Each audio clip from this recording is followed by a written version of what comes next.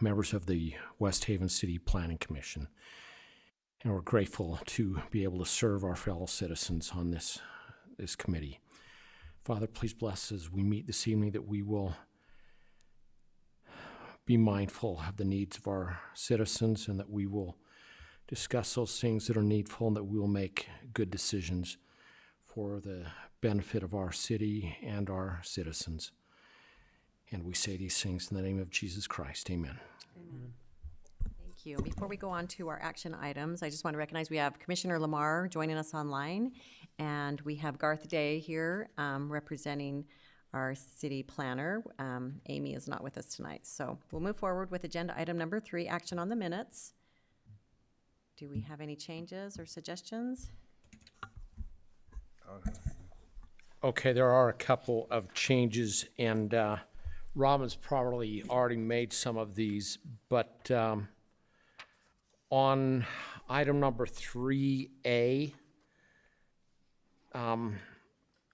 it says that I voted nay, but as we checked, apparently I wasn't here yet, so I didn't vote on that one, so I should be absent or excused. Also, on the ayes, it lists instead of commission member Lamar, it says voting member Lamar. On item 3B,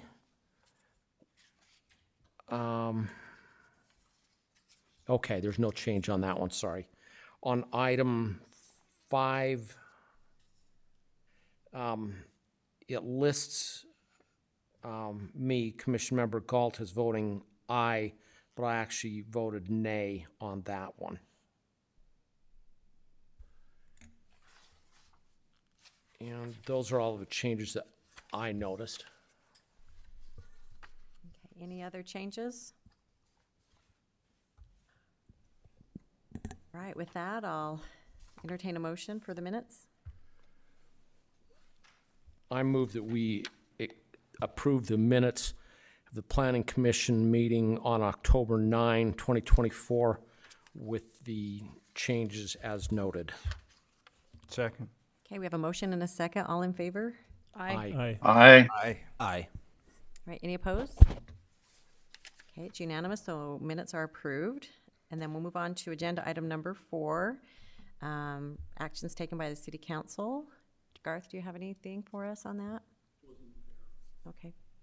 I listened in, but I don't remember, I think How did the we rezone go? approved the rezone was postponed till their next meeting, so Correct. I listened in, I wanted to, Yeah, and they wanted to just say that it was approved for the policies and procedures it was approved. for the Planning Commission.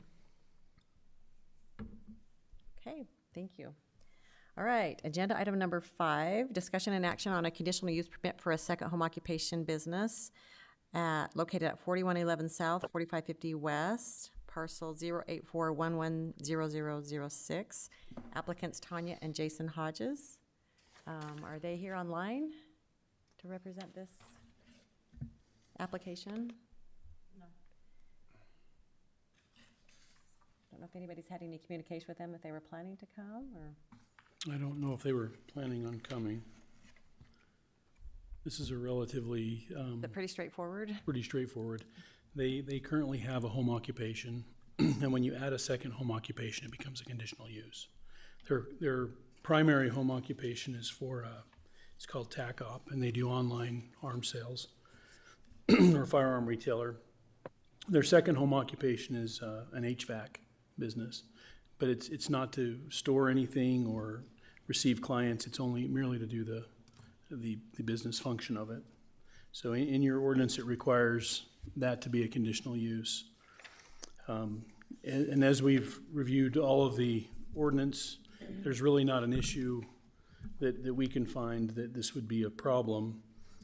The only issue that we raise typically is if they fall in conflict with a nuisance ordinance. The condition is that it involves the revocation of the business license itself for the conditional use permit, and if there's any other conditions that the Planning Commission sees fit. All right, do you guys feel okay about moving forward without them here to ask questions, or do you feel like it's pretty well It looked pretty Described? straightforward. Just an office and one person. Doesn't look like much of an impact. Any concerns or any other? Yeah, I would say that the only concern I have is to ensure that there's no storage or anything of any HVAC equipment on their site, so. I think that's reasonable.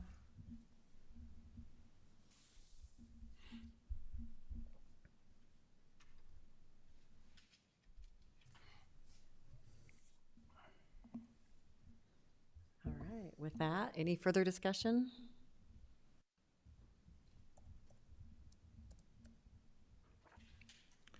If not, with those that additional condition, I'm ready for a motion.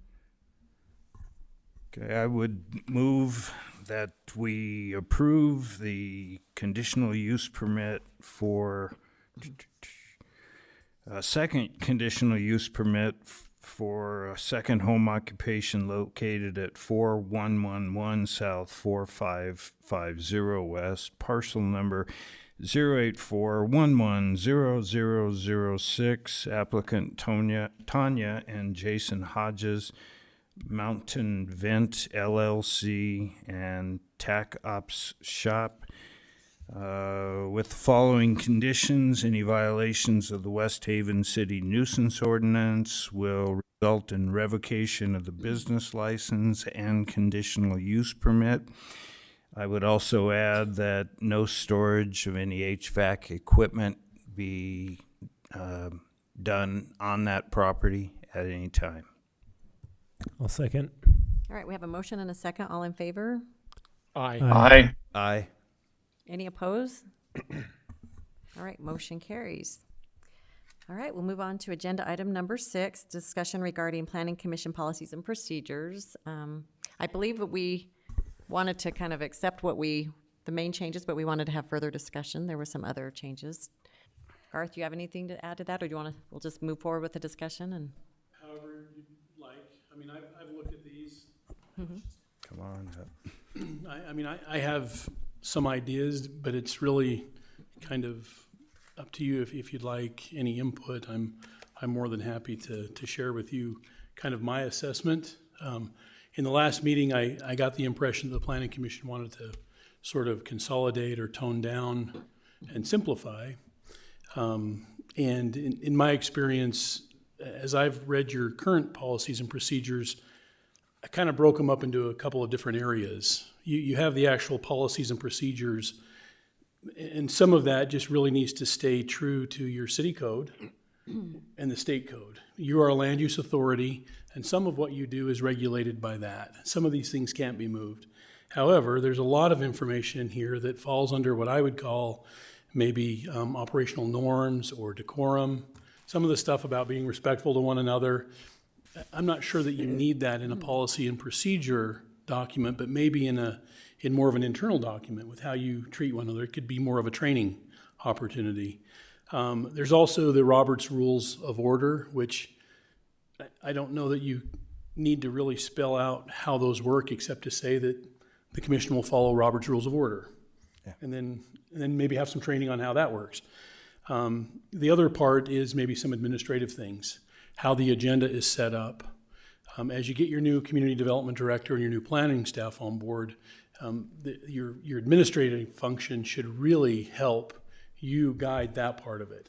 And I'm not sure that, again, that part needs to really be detailed here as much as it is more of an operational and internal thing. So as I looked at it, that's what I saw on the thing. I did think that maybe 9 pages is a bit excessive, only because I think you have more in here than maybe you need. However, I do think that a lot of this stuff's important. You just may need to discuss it a different way.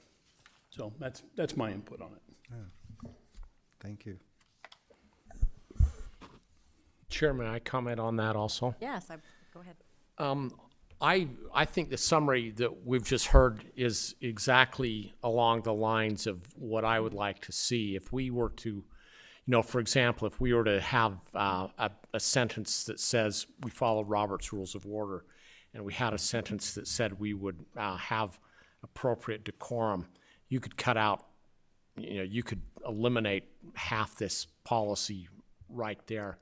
I think if you go through some of the administrative things, I could be prepared this evening to talk about every sentence in here and strike one or two sentences in some miscellaneous paragraphs. But I think if we had, I assume that it's Amy that's going to draft this new one. If she were to make the changes that you suggested, Mr. Day, and then looked at the rest of it, I think that would meet the kinds of things that I was looking for.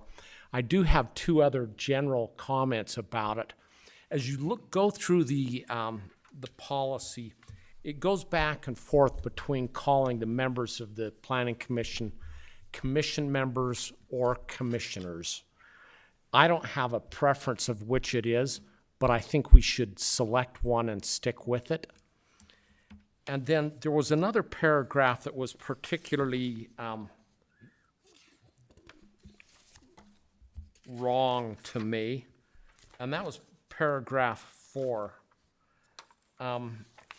Which page is that? These pages are not numbered, so it's like page 3. Paragraph 4. If you were to read that first sentence literally, then you would have to come to the conclusion that planning commission members are not allowed to speak during a planning commission meeting. And I'm certain that's not what it's intended to say, but it just needs a little tweak there. And then the second part of that paragraph is in conflict with section E on what's it called? Conflicts of interest. So would that paragraph 4, is that maybe just misplaced? Should that be in the public hearing section? As if we were wanting to speak as a member of the public during a public hearing? Well, think I'm it- not I think it certain because it tells you what you would do if you have a conflict of interest in that second part. But in section E on the previous page, it also tells you what to do if you have a conflict of interest, and it says two separate things. Yeah. So I don't have a preference of which way it goes. One says if you have a conflict of interest, you have to, section E on page 2 says if you have a conflict of interest, you have to leave the commission chamber. I know. And are not allowed to speak. I think that's if it's something that we hold a conflict on. That's the way I read it, is that if say there's something that comes up concerning something we want to bring before the planning commission, we have to declare from there that we're making comments, not from here making the comments. And then we have to excuse ourselves from discussion and voting after those comments are made. Well, and what you just said is what I would expect.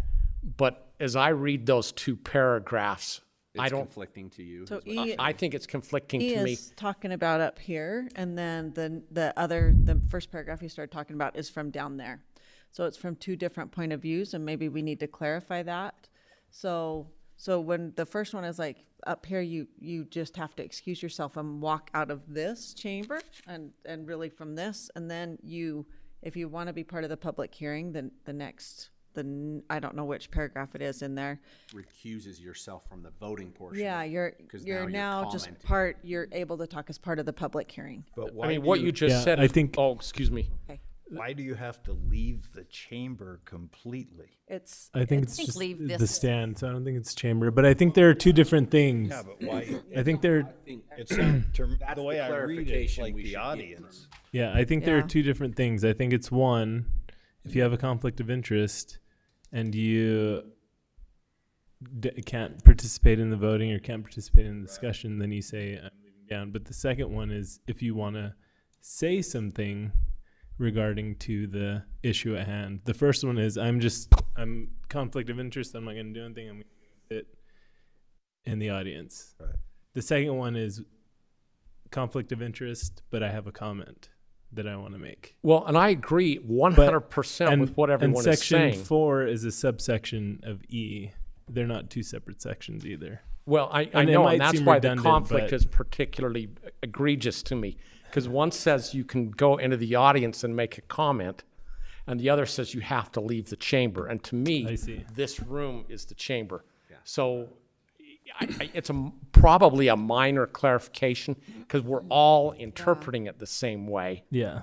Well, it is, I'm not sure, so maybe I'll just give you an example. A true conflict would be, is if you had a petition before the commission. You're all residents here, you live here, there may be an opportunity where you subdivide your property, or you have some interest that needs to be reviewed by the planning commission. If you have a direct interest, then you really shouldn't be voting on it. You should declare it, and you become a petitioner. So you come here. And that needs to be declared and taken care of. The second part is a little more tricky, because in my training and in my experience, and this is kind of hard to say, and if I'm too blunt about it, I apologize, but typically when you become a planning commission member, or a city council member for that matter, you kind of give up the opportunity to speak at a public hearing. You really shouldn't have, the city council has a chilling effect on a planning commission's deliberations. If they come here just as a resident, and I've seen it happen time and time again, where a planning commission or a city council member will say, I'm not here as a city council member, I'm here as a member of the public. But they don't get to not be a city council member. The same is kind of true with the commission member. If you have something in your neighborhood that, you know, is of particular interest to you and you want to speak at a public hearing, under this, you have the right to do that. You just have to declare it and come down here. I would tell you, and it's just my personal opinion, that that's probably not a good idea. You shouldn't excuse yourself as a planning commission member and come down here, because you have a whole different role in the community now than just a regular public member. So that's that part is exactly what I was talking about at the beginning. That's more of a norm, you know, your internal norms of how you operate, and maybe it's training. Maybe it's something that as a group you discuss on, you know, get ahead of it. How do we deal with it when my neighbor is subdividing and I'm so, you know, and I feel like I need to speak, I'm compelled to speak. That's just something that I think as a commission you work out. I'm not sure it needs to be in your policies and procedures, because it lends itself to getting in the weeds pretty quickly. Like I think you see what's happened, because you all seem to be saying the same thing, and it seems easy except for when it really happens. So On the same token, though, everything that comes before us, we are members of the community, so at essential, we should have an opinion about it. But you don't represent, I can't say you don't represent the public, because you don't really represent the public. You represent the ordinances in the city. Okay. The city council is the elected representatives. So when a public hearing comes here and you feel like you need to speak, that's where I feel like maybe a planning commissioner shouldn't become a member of the public and speak on it. Because you'll have that same chilling effect, because you guys are in a different role. But that, again, that's kind of an internal thing, and the larger and more sophisticated your city becomes, the bigger that gap happens. When you're a small town, it's not as big, but you are different. So just on a personal, just so I could gauge kind of what your feeling is with the last planning commission meeting, with the rezone request, do you feel like, and feel free to speak up, but do you feel like there was ever a moment where maybe myself spoke too much into one way or the other? Because I'm not familiar with that quorum, because, you know, I don't know the applicant, the petitioner, but I knew family members of him. I knew, and I didn't know anything that was happening, but I felt a certain way about it. Yeah. It might not have been consistent with the rest of the commission, so just mainly for a self-reflection. Well, so my opinion, and again, I've only had a limited dealing with this planning commission, and you guys are wonderful, and you guys have a lot to offer.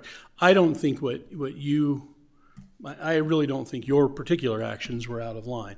I do think the public was a little bit. I feel like they were kind of putting you on the spot a little bit and kind of using that. But that's really nothing you can do. Okay.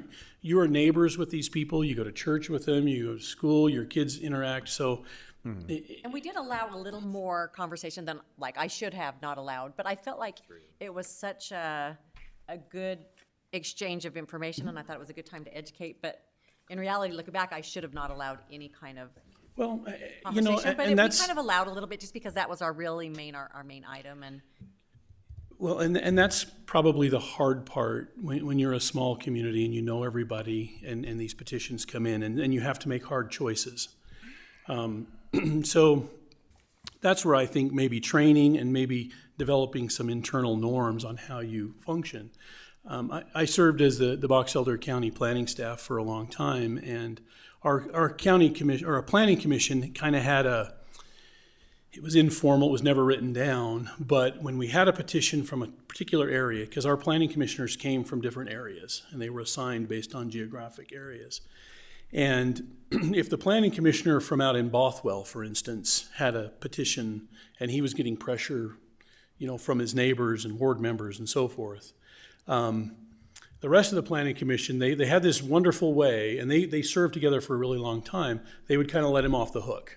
They let him vote for however he wanted, you know, and they would kind of take up the hard choice on their side, so that this poor guy wasn't, you know, thrown out of church next Sunday. But those are just things that happen over time as you grow together as a group. But I think there's opportunity here as you have this discussion for training. I think that maybe as you discuss this, maybe it's a different discussion than having it in a planning commission. Maybe we have a real live work session where we facilitate it and break these things out, and maybe have 2 or 3 of them where you talk about how you interact with one another and the best ways to deal with the public. And you're never going to get it right because you can't foresee everything. But I do, well, I guess I think you handled it fine. Like I said, I understand what you're saying, where the role of the planning commission is to, you know, uphold the ordinances and stuff of the city, but there is some personal involvement in a lot of this stuff, and whether we want to or not, we all, you know. Well, and what you don't want to do is take that conflict to the extreme where you feel like if it's a difficult decision that you're going to just declare a conflict and not act on it. That's also a tough place to be, but. Yeah, my only concern with that, just trying to think it through all the way, is that by putting that into rules or you know, the order of planning commission, is that you're going to lose your voice. You know, you're kind of going to lose your voice as a citizen in a democracy, right? To be able to say something. I do understand, like, there's a moral obligation not to put pressure Sure. on the planning commission when you're a member of it. Like, you're going to stand there and you're going to tell the rest of the planning commission, I really want this, and then there's that pressure. I think that's pretty gray, everything in there. So I wouldn't mind talking about it a little bit further and having time to think about that. Yeah. The other part that was in here is the ex parte contact part of it. And that also kind of goes to exactly what you're talking about. But one line thing, ex parte contacts are not allowed. State law already handles that. So you have a whole section in here on ex parte, and that's just a training thing. What does it mean? How do you avoid it? What do you do when your home teacher is the petitioner before you and he comes over to your house? I mean, that's just I don't know how to deal with that. But I don't think you deal with it in putting it in policies and procedures. I think it's a training thing. And does that relate to only the petitioner, that ex parte stuff?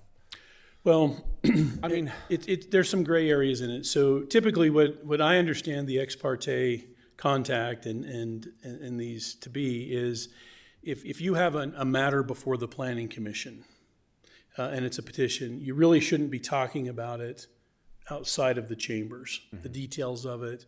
It's really meant to prevent the planning commission from being lobbied. yeah.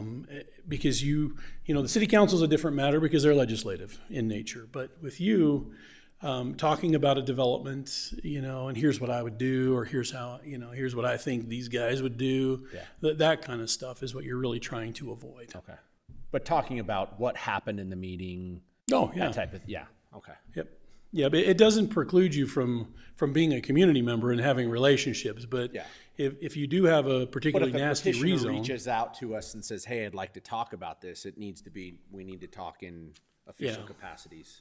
yeah. And again, council members ex parte is different because they represent, they're elected officials, and that's always a gray area, how they, because now you're getting into maybe economic development or some different things, so. What about people that don't have an application in yet but are considering submitting an application? Is that the same thing? Sometimes, I mean, it's just such a gray area. What if they're like, oh, like I want to do this, but what do you? Yeah. How do you I think mean, this- how my do you think response would always this be will go? submit an application to the city, talk to the staff. I mean, I've figure- had people ask, can I do this? I says, go talk to the city. Yeah, and again, it's more of an art than I think a science because you understand the code and you get into it, and if they say, hey, I live on an A1 zone, how big of a lot can I have? That's an easy question to answer. Yeah. But hey, I want to do a cluster subdivision and I'm proposing this thing, and How do you think the planning? Commission will how vote? do you feel about it as a commissioner? Is kind of that's where I think you run into the weeds on it.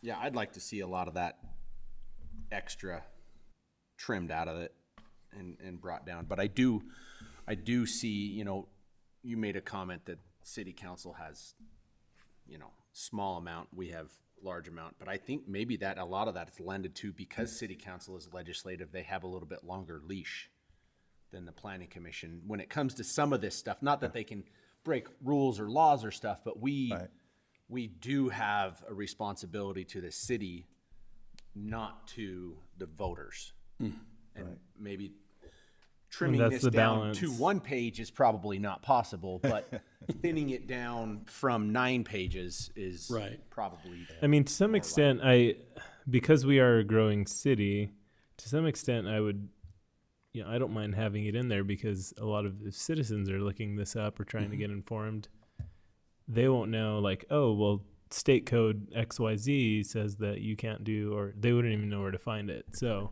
Right. we could cut it out and maybe put in references like see Mm-hmm. Utah state code, whatever. But Well, I don't know that it's harmful keeping the extra information in there.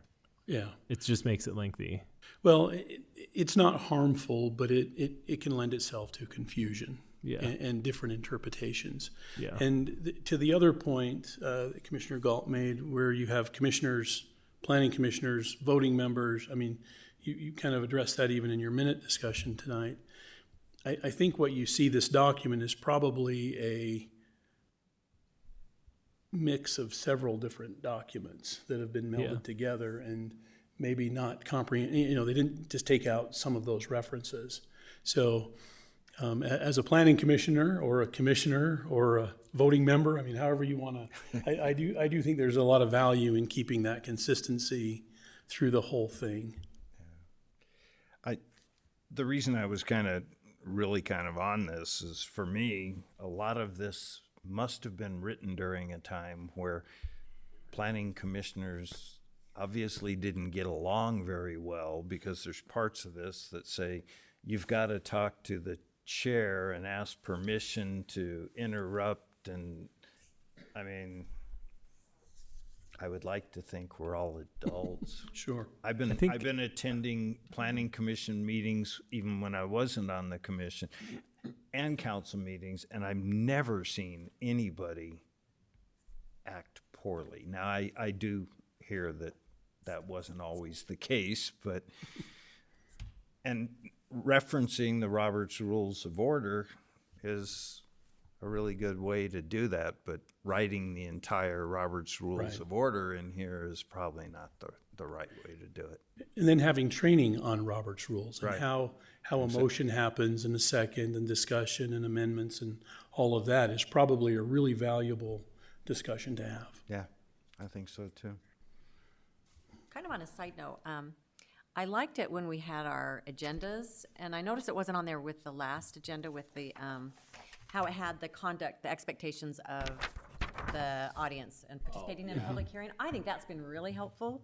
So it's kind of, it's in let's see, section 5B2, where it says conduct of the persons before the commission. I think that's really good, so that before a public hearing, we can say, this is our expectation of decorum. This might be a heated topic or something, but we do expect respect and decorum, and remind them that they can't speak from their seat, they have to speak from the podium, and I think it's always a good reminder. So it's usually been on there, and I just noticed it wasn't there last week, but So there are, that's Isn't, helpful. I'm sorry, but isn't that, don't we already have rules for the public hearing? Yeah, but sometimes it's on the back of the agenda, and I think for someone Put it else, on the agenda so that we can say on the Refer to back of that. Right. your Okay. your minutes or the agenda is the yeah, because some people, that's the first time they've ever attended a public meeting, and the one kid, I'm really nervous, like, Yeah. we're not here to make you nervous, we want you to be heard, but we also need to maintain decorum, and this is why we can't have comments and conversations with us from the audience, from your chair. We need to maintain that everything has to happen for various reasons, for decorum, and also so that Robin can listen to the tapes later and know who's talking, and Yeah. it can No, get a that- little, That was so one of the things Rails. with that, and I think it was this, I've been to so many different planning commission meetings lately, but when you open a public hearing, don't you make a statement? This is what we expect. There are some planning commissions who don't do that. And I've been in, just last month, I was in a planning commission up north where it was a very contested rezone, and the public starts cheering. So someone comes up and says something, and then the public starts cheering, and it turns into a mob, is what really happens. It really that one. empowers people. council meetings.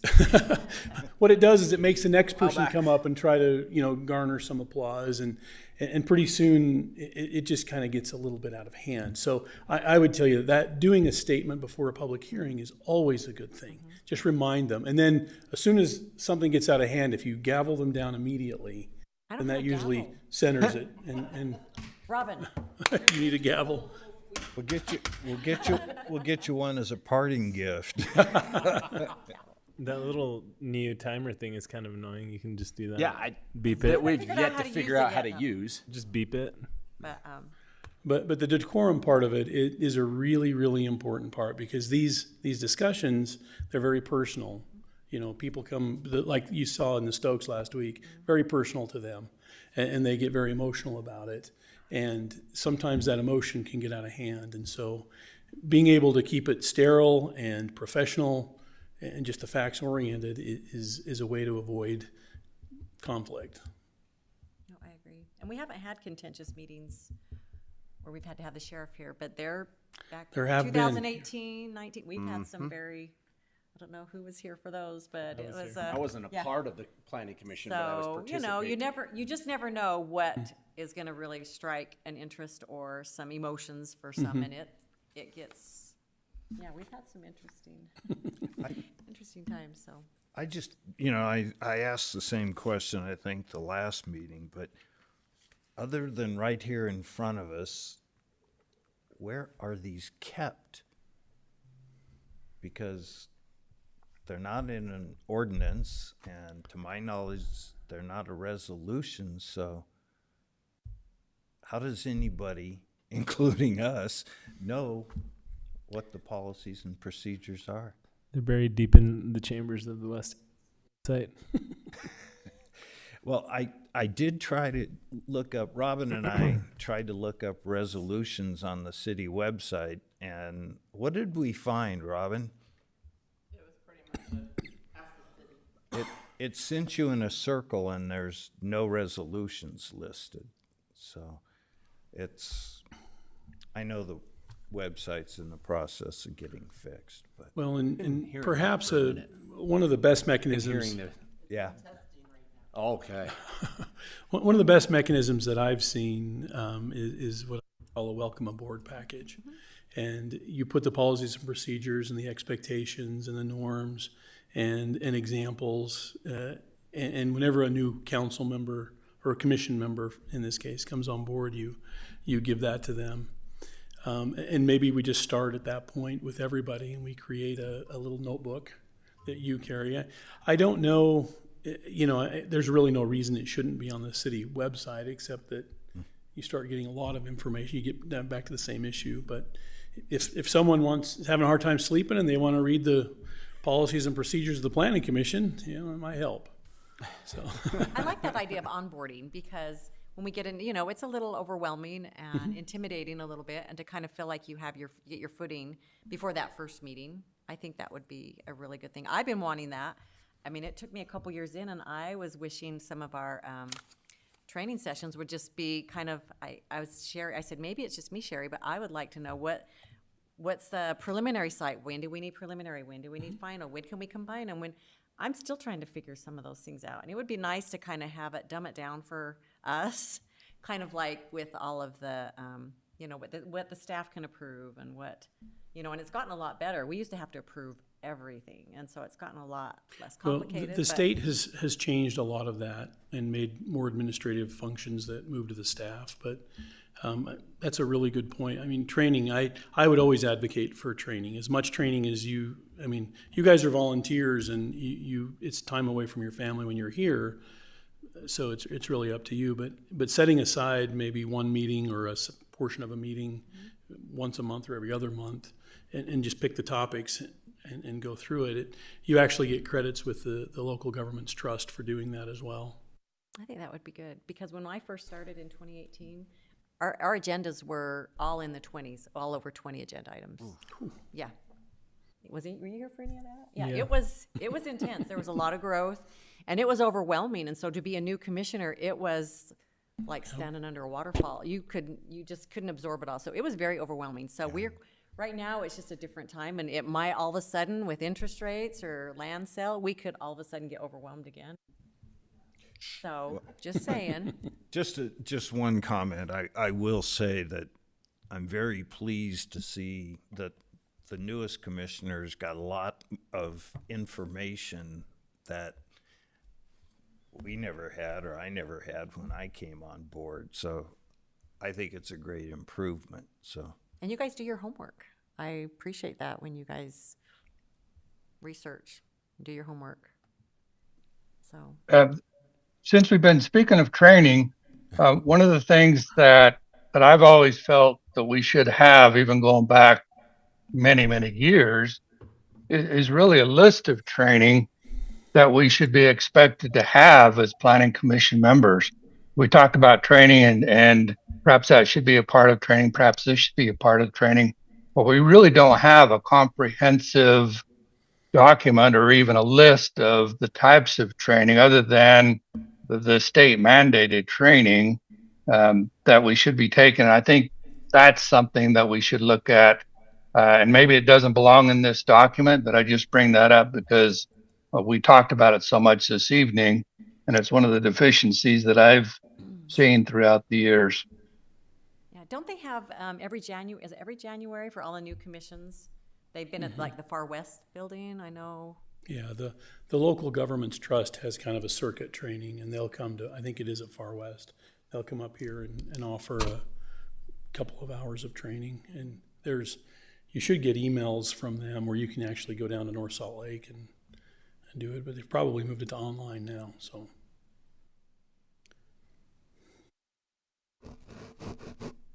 No, I think these are all really good suggestions, I think. How would you like to proceed? Would you like to schedule a more maybe informal work session where we facilitate, maybe break these things out?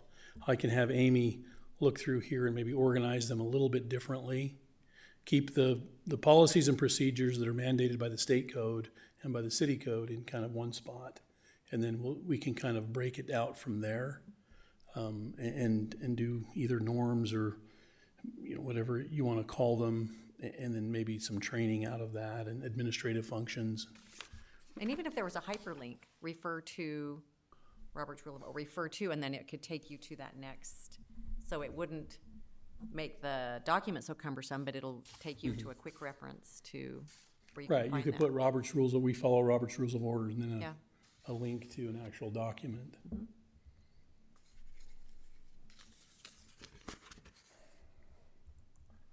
So, Garth, you talked about this welcome package, and I got some of that. Thank you very much, Robin, in an email with some documents. But, I would envision a binder that has the kinds of things that would need that. There would be a tab in there that would have Robert's Rules of Orders for quick reference and those kinds of things. We brought up a general plan map.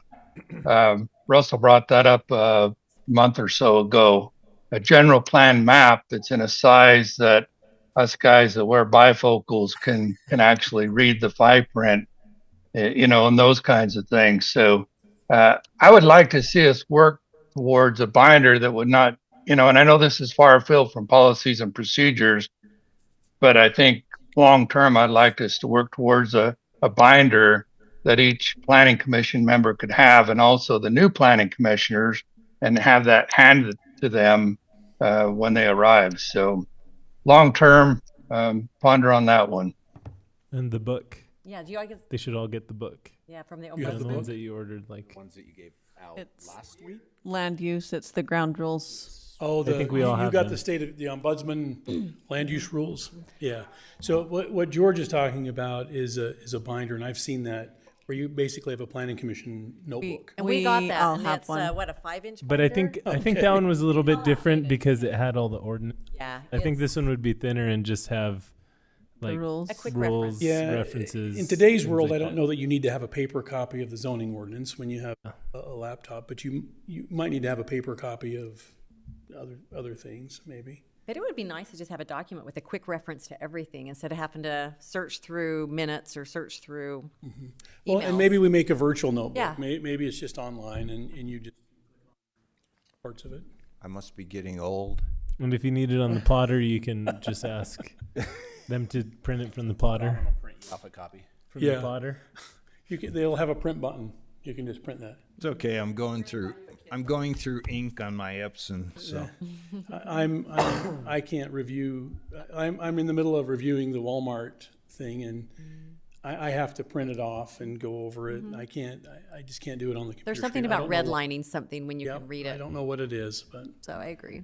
Well, I usually only print them for policies, because that becomes difficult to do changes, but, yeah, I think it's a great idea to try and get together and really kind of throw ourselves into this, and without Amy here, we're not gonna be able to do much of anything, because there's legal stuff involved, but.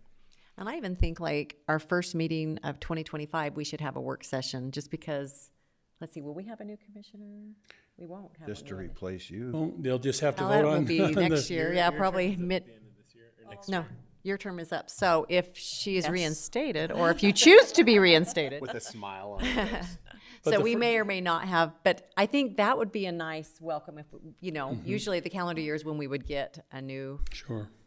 commissioner. To welcome him in a more of an informal setting. It's still a work session, a public meeting, but to be thrown right into your first meeting can be a little intimidating. So I think that would be maybe a standard, our first meeting of the year, just be sure we have a work session, talk about what we're gonna have to be voting, chair and vice chair, just kind of maybe some order of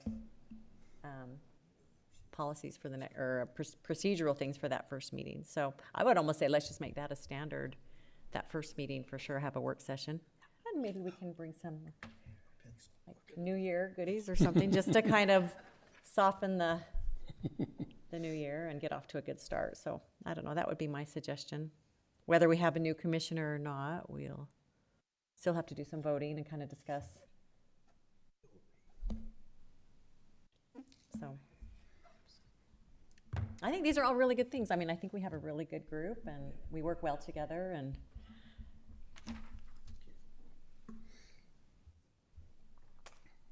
so we don't need to table that or anything because it's just a discussion, right? It's not an action Yeah, item. just a So discussion item, and I think maybe when Amy gets back, I'll talk to her about scheduling a work session. We'll do it over in this room where we have a whiteboard, and we can do maybe a little more work. yeah, I think that would be good. And if we all have had a chance to kind of work through and redline our copies, then we can kind of go through a section at a time and give our input. Well, and maybe your homework assignment is to find other things that are important to you and the things that you want to deal with. And that way we can pull them out and address them in a way that, because these are ultimately your meetings. How you want to run them is really up to you. So, What I would like to see before we have that meeting is if we could, and I don't know if this is possible, but if we could have policies and procedures draft the way that you discussed it initially, Garth, Okay. and we could have that distributed beforehand so that we could all take a look at that and bounce that off against what we currently have and maybe get some ideas where to go. There's also a good document at Luau website, and it talks to planning commissions and even has a sample of bylaws for a planning commission and whatnot, and that may be useful to some folks. So I'll shoot that link to Robin and have her get it out to folks if you're interested and want to take a look at that.